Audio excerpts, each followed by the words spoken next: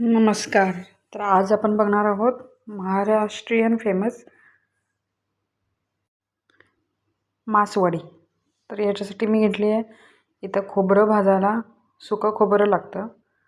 खोबरं भाजून झाल्यानंतर आपल्याला इथं तीळ घ्यायचे आहेत, तेही छान खमंग भाजून घ्यायचे आहेत. त्याच्यानंतर घ्यायचं इथं शेंगदाणे.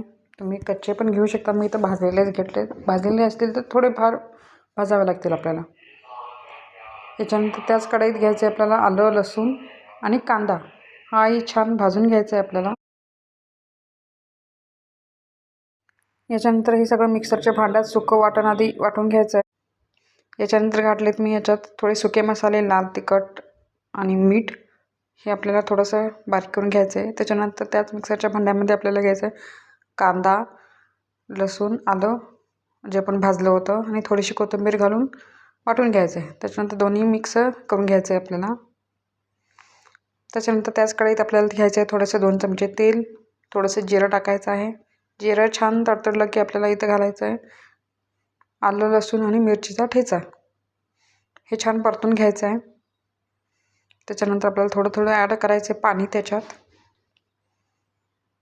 हे छान उकळून घ्यायचं आहे. त्याच्यानंतर चवीपुरता मीठ घालायचं आहे, थोडीशी हळद.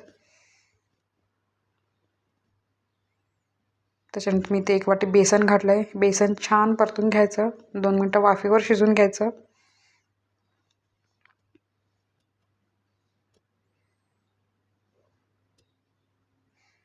याच्यानंतर घ्यायचं आहे आपला एक कपडा, कॉटनचा असेल तर चांगलंच आहे. त्याच्यावर थोडंसं पाणी शिंपडून घ्यायचं. त्याच्यानंतर आपण जे पिठलं केलं होतं ते छान असं पसरून घ्यायचं. त्याच्यानंतर आपण जो सुका मसाला केला होता तोही छान पसरून घ्यायचा आणि ह्या प्रकारे आपल्याला कपड्यात रोल करून घ्यायचं आहे. तुम्ही हे भाकरी, चपाती किंवा भातासोबतही खाऊ शकता. खूप छान लागतं. नक्की एकदा ट्राय करून बघा आणि अशाच नवनवीन रेसिपींसाठी सबस्क्राईब नक्की करा.